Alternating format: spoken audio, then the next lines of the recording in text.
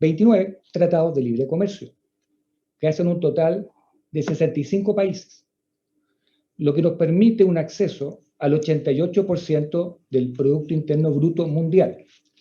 En consecuencia, si es efectivo que pudiera tener este tratado de libre comercio con China, riesgos para la seguridad nacional o alguna medida para nuestras propias empresas, es una materia que no nos corresponde a nosotros observar. Quisiera así también hacer un punto con una afirmación que señalé que quería corregir. Dije que, y aquí me escribió Alejandro López, la Universidad de Concepción creó un pregrado en Ingeniería Civil Aeroespacial el año 2002, que solamente más que corregir, precisar el dato. Pero como le señalaba respecto a lo que se refiere con China, esa sería mi respuesta. En lo que se refiere a la especialización, bueno, agradezco por las felicitaciones, porque en realidad son para todo el equipo de DICIN, y solamente le pediría, si pico me llaman por teléfono cuando estoy hablando, le pediría, eso sí, que nos ayuden como a nivel de tanto ANEPE, o la 1AS, insistir en que mantener la dotación mínima que requiere esta área de ATE, DICIN ATE. Gracias. Muchas gracias, Francisco. La siguiente pregunta, voy a hacer dos preguntas, profesor Navarro, para enfocar, porque me parece que están muy relacionadas. La pregunta número 4 tiene que ver, ¿por qué respecto de la ley y política nacional del espacio se hace tanto énfasis en la supervisión sobre los organismos no gubernamentales y no se regula mucho sobre el quehacer de las organizaciones estatales? Y junto con esta pregunta, otra pregunta interesante que dice, ¿cómo visualiza la política nacional espacial con la integración de la política de ciencia y tecnología que debe elaborar el nuevo Ministerio de Ciencia? Sí, gracias. Yo voy a aprovechar antes de responder o como parte del proceso de respuesta a estas dos preguntas, corregir una omisión que hice en mi presentación respecto a la Universidad de Concepción, al aporte que esa universidad dio al proyecto FASAT Charlie, y creo que esto era necesario corregirlo y es necesario reconocerlo. Lo mismo lo que se acaba de plantear respecto a la creación de una carrera de ingeniería en el ámbito de la ingeniería espacial. Eso a propósito de la Universidad de Concepción. Ahora, respecto a las preguntas mismas y entrando derechamente en materia, desde luego, en Chile no tiene una ley del espacio propiamente tal. Aquí se ha mencionado en el seminario la conveniencia de que un país lo tenga, desarrolle una legislación al respecto, pero en esa materia el esfuerzo intelectual, por así decirlo, el esfuerzo administrativo ha estado orientado fundamentalmente a la creación de la institucionalidad espacial, más que a una ley del espacio. Esto es extraño porque en Chile tenemos leyes para todo, digamos, y creemos que la dictación de una ley suele ser una solución adecuada, pero no tenemos ley. De manera que ese punto en primer lugar. Ahora, respecto a una supervisión de las actividades privadas, yo creo que no. En realidad, lo que ha hecho la institucionalidad espacial en distintas etapas de su desarrollo ha sido integrar elementos a los privados, a las universidades, al mundo empresarial, pero no con el objeto de supervisarlo, sino que básicamente con el objeto de integrarlo y coordinar sus actividades con la del Estado. Así que si lo que yo planteé se entendió mal, en realidad lo aprovecho a corregir. El proceso siempre ha sido un proceso de integración, no de control ni intento de supervisar, sino que es, insisto, es acrecer las capacidades del Estado de manera coordinada entre el ámbito público, el ámbito castrense, que es parte del público, ¿cierto?, pero tiene una especificación, y el ámbito universitario y el ámbito netamente de actividad comercial privada. Entonces, eso es lo que se ha hecho, es un proceso de integración y no de supervisión, sino que integración, coordinación, acrecimiento de capacidades, pero no de supervisión. Ese punto. Ahora, respecto a la política de ciencia que tiene que definir el ministerio, bueno, tal como yo lo dije en la presentación que hizo el presidente de la República el sábado pasado, estaba el ministro de Ciencia y Tecnología, junto con la ministra de Transporte y Telecomunicaciones y, por cierto, el ministro de Defensa. Entonces, la presencia del ministro Cubé, el ministro de Ciencia, es una demostración de la integración entre ambas políticas. estas dos políticas obviamente van de la mano y de hecho en la política de ciencia y tecnología hay una referencia a la actividad espacial y a la política espacial, de modo que este proceso de integración de ambas políticas ya se encuentra en marcha. ¿Puedo comentar algo? Sí, por favor, Francisco. Sí, respecto a lo que dice el profesor Navarro, habría que agregar, para los que no son chilenos, que tenemos más de 21.000 leyes y no hay ninguna del espacio. Primer punto. Segundo punto, los recursos. Fui diplomático en la OEA, estuve 5 años, y siempre le insistía a la retórica de Latinoamérica. Cuando se hablaba de poner recursos para un fondo, el que sea, nunca había fondos. Ningún país se era generoso en el diálogo o en las presentaciones, pero cuando había que poner dinero, no estaba. Y por eso es muy importante lo que señalaba Miguel en su presentación anterior y que yo intenté reforzar. Sea que se cree un consejo o se cree una agencia, este viernes vamos a tener ya un borrador, espero, donde podamos definir y pueda ser público. Tiene que existir evidentemente tiene que haber una interacción con el mundo civil.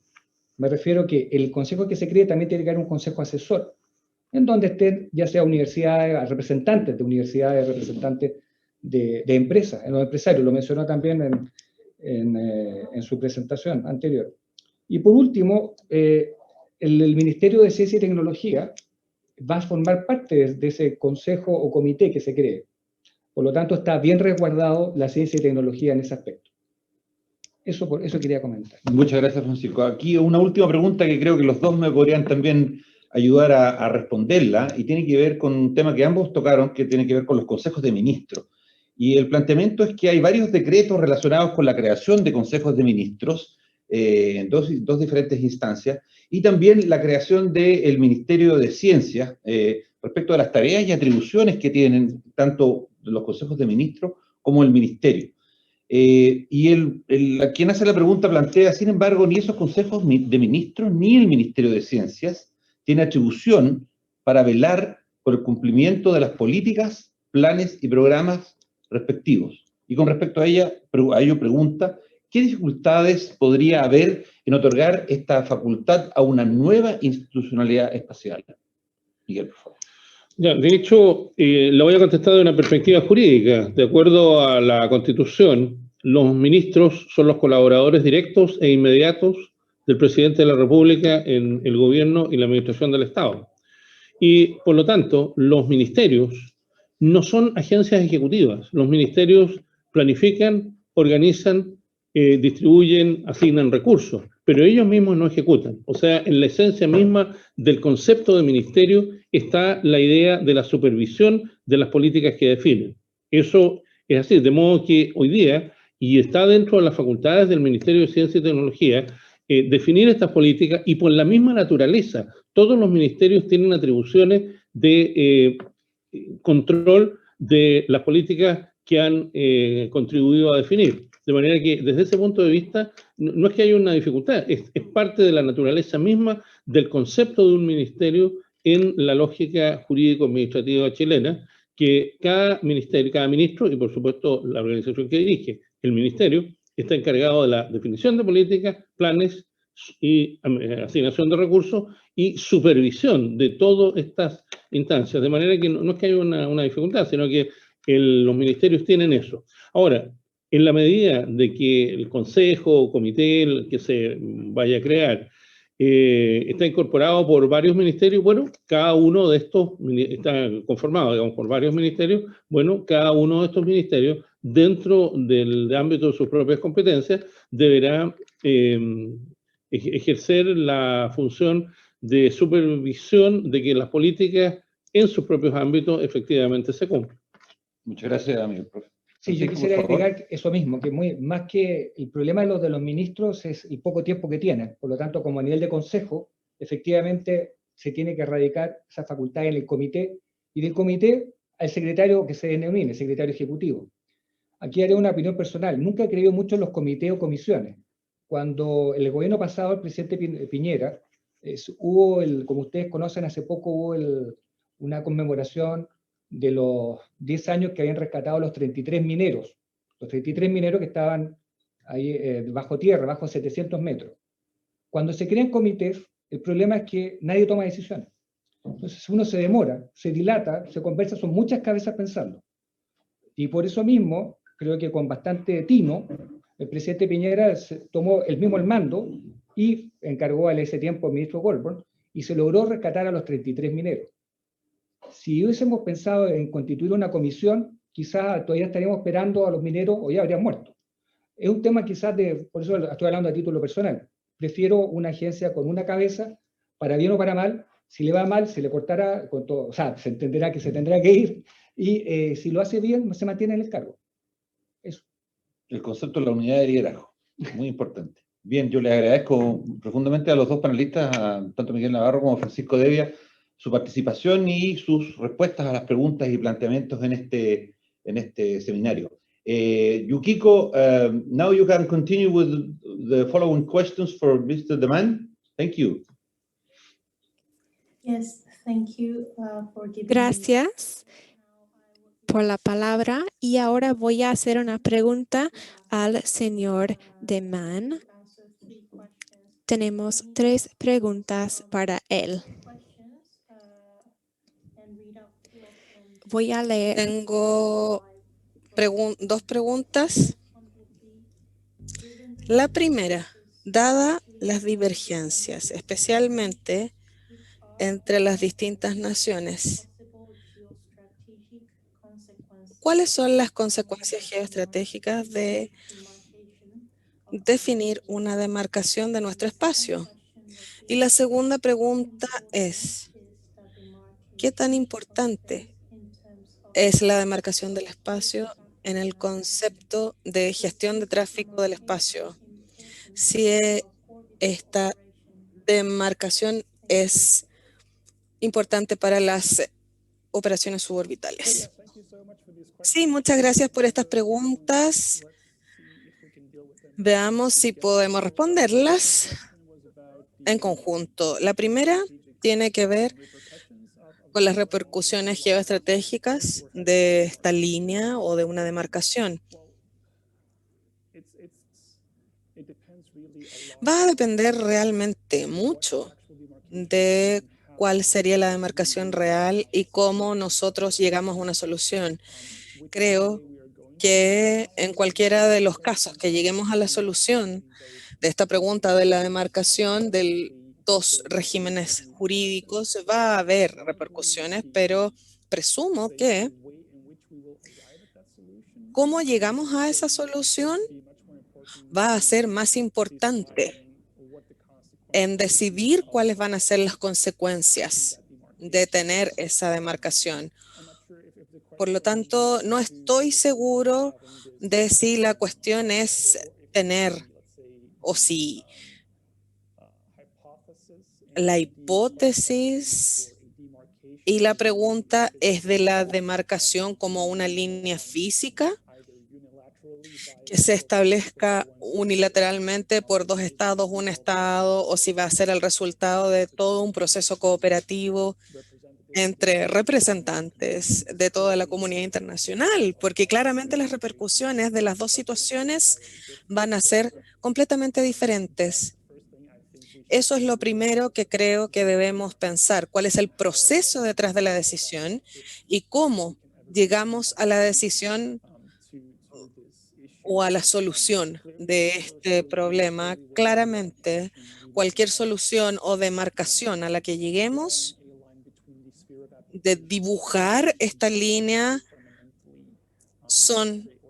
es fundamental o se basa en propuestas fundamentalmente diferentes. Y eso va a tener repercusiones, sin duda, en el área que indiquen los estados se pueden utilizar de acuerdo con algunos principios clave específicos o de acuerdo con los principios de no apropiación, de consulta con la comunidad internacional. Claramente, donde sea que pongamos la línea, vamos a determinar dónde se aplican los principios y eso va a tener repercusiones, ciertamente. Finalmente, una de las áreas donde vamos a ver resultados específicos y concretos de la demarcación van a ser en las áreas de la gestión del tráfico aéreo. Y eso estaba en la segunda pregunta, que decía que qué tan importante sería tener este límite o demarcación para fines de la gestión de tráfico del espacio. Va a ser muy importante en el estado existente de gestión del tráfico aéreo versus gestión del tráfico del espacio. Por una parte tenemos reglas o un conjunto bien regulado de reglas relacionadas con la gestión de tráfico aéreo versus el marco que regule las reglas, las normas de la gestión de tráfico de objetos espaciales. Necesitamos una resolución que va a depender mucho en responder satisfactoriamente la pregunta de la demarcación dentro de las leyes del espacio. Aquí no hablamos de un límite específico, sino que necesitamos un foco basado en una solución con reglas o normas específicas que van a determinar específicamente qué es una actividad espacial, qué es un objeto espacial, en la medida que las normas vayan a ser diferentes para esas dos actividades y para las naves. Eso será crucial para tener un régimen que funcione, operacional. Como les decía, hay una cuestión teórica de este límite que se vuelve muy tangible. Muchas gracias por la respuesta. Ahora quiero ir a la siguiente pregunta. Si cada estado define qué es el espacio ultraterrestre y el objeto espacial, ¿cómo se logra un consenso en un tratado internacional para que todos entiendan lo mismo y puedan otorgar licencias a entidades no gubernamentales? Es una gran pregunta. Se relaciona con la primera que respondí, que tiene que ver con el proceso que está disponible para resolver las preguntas relacionadas con el límite más amplio y cómo vamos a abordar esa respuesta. Hay tantos enfoques para las diversas legislaciones nacionales que de una u otra manera van a definir el alcance de aplicación, ya sea con una definición diferente de lo que ellos consideran una actividad espacial, un objeto espacial o lo que es el espacio ultraterrestre, que claramente va a haber una divergencia inherente que no necesariamente nos va a llevar a un buen punto de partida para cualquier negociación posible en el futuro y con una delineación definida de manera común, que ciertamente va a ser necesario, pero recuerden que espero haber dejado claro que teniendo todas estas divergencias en todas las leyes nacionales, no nos dice necesariamente que las posiciones de los diversos países respecto de un límite entre el espacio aéreo y el espacio ultraterrestre no nos dicen que esta solución vaya a ser un espejo para todos, para definir cuál tiene que ser el derecho del espacio o la ley del espacio que se aplica a uno u otro caso. Esas actividades son importantes para la industria y tenemos que determinar una normativa funcional para cada caso en particular en estas leyes nacionales del espacio.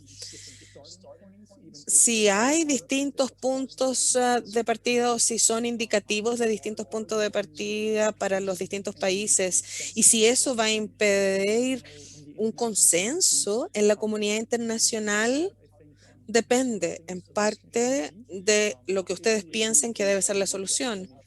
Si necesitan un tratado internacional o disposiciones de un tratado internacional o un derecho consuetudinario, la verdad es que no sé si va a ser así, no lo he visto hasta el minuto. No obstante, hay mucho valor en ver todas las leyes nacionales del espacio, aun cuando tengan distintos enfoques, porque ellas revelan cómo los estados están tratando de aplicar los principios comunes del derecho internacional.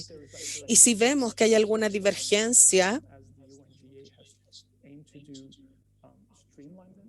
como ha hecho la Asamblea General de las Naciones Unidas, se puede unificar ciertos puntos para abordar los conflictos prácticos en los distintos países.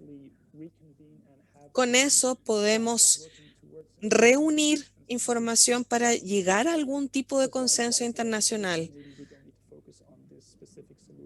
para que no tengamos que concentrarnos en una sola solución, como de tener un solo tratado en particular. Muchas gracias por la respuesta.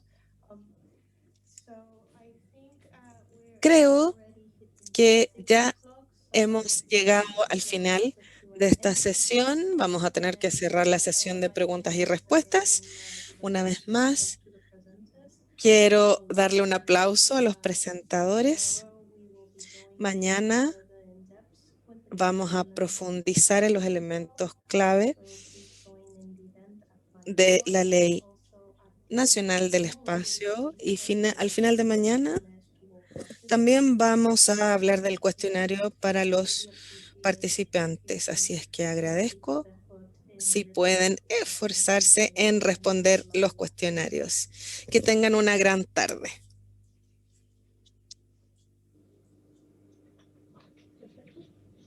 Perfecto. Yo hablaría ahora.